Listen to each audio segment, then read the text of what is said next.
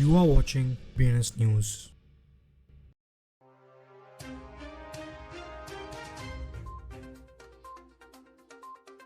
आज की headlines. Cardano founders bitcoin L2 development के प्रति स्केप्टिकल्स रहते हैं।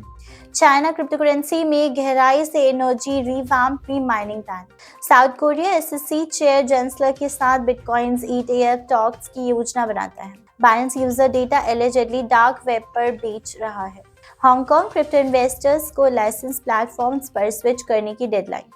केनियन हाई कोर्ट ने नाइजीरियन फिनटेक जायंट फ्लटरवेव के $3 मिलियन अनफ्रीज। स्पेनिश ट्रेजरी ने टैक्स रिफॉर्म प्रपोज किया ताकि क्रिप्टोकरेंसी सीजर्स को अलाउ किया जा सके। ब्लॉकचेन फर्म जिया ने फिलीपींस केन्या में $2 मिलियन के माइक्रोफाइनेंस ऑर्गेनाइजेशन रिकॉर्ड किए। चेनलिंक प्राइस टॉल्स जब to $87 million worth of link Binance के रास्ते में है। Rider Rip's final verdict, Yuga Labs wins $9 million payout. Genesis Capital द्वारा $1.6 बिलियन क्रिप्टो सेल की मांग की गई। एम्प्लॉय ने डीप फेक कलीग्स के साथ कॉल के बाद फर्म के $25 मिलियन के फंड्स खो दिए। कार्डानो के फाउंडर चार्ल्स हॉस्किंसन ने हाल ही में एक एक्सपोज के जरिए बिटकॉइंस लेयर 2 डेवलपमेंट्स को प्रति अपनी स्पेक्टिज्म्स व्यक्त की है।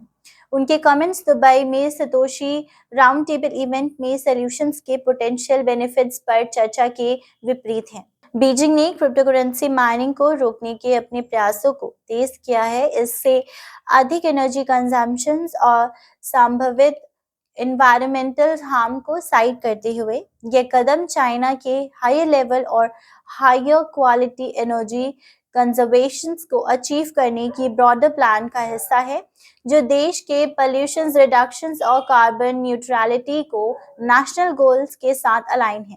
South Korea bitcoin ETF plan focus में है, जहां फाइनेंशियल सुपरवाइजरी सर्विस के हेड ली बॉक ह्यून इस साल US Securities and Exchange Commission chair Gary Gensler के साथ मैटर पर डिस्कस करने की उम्मीद है। दुनिया भर में ट्रेडिंग वॉल्यूम्स के हिसाब से लीडिंग एक्सचेंज बाइनेंस करेंटली एक पोटेंशियल डेटा ब्रीच इश्यू का सामना कर रहा है। एक डार्क वेब फोरम पर जो उनका दावा है बाइनेंस प्लेटफॉर्म से वेरीफाइड यूजर डेटा है ऑफर किया जा रहा है।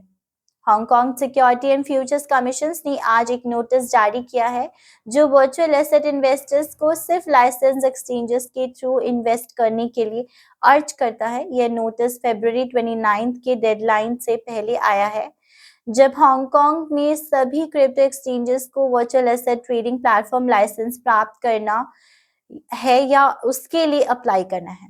केनियन हाईकोर्ट द्वारा Nigerian fintech startup Flutter waves के फेवर में रिसेंट रूलिंग से फाइनली $3 मिलियन तक पहुंच मिल जाएगी, जो जुलाई 2022 से फ्रोजन है। जज ने एसेट्स रिकवरी एजेंसी को फंड्स को कंटिन्यू रखने के लिए स्लैम्ड किया even after it withdrew its suit against Flutterwave. Spanish treasury एक टैक्स रिफॉर्म्स प्रपोज कर रही है, जो टैक्स डेब्ट्स को लिक्विडेट करते समय क्रिप्टोकरेंसी एसेट्स को सीजर अलाउ करेगा।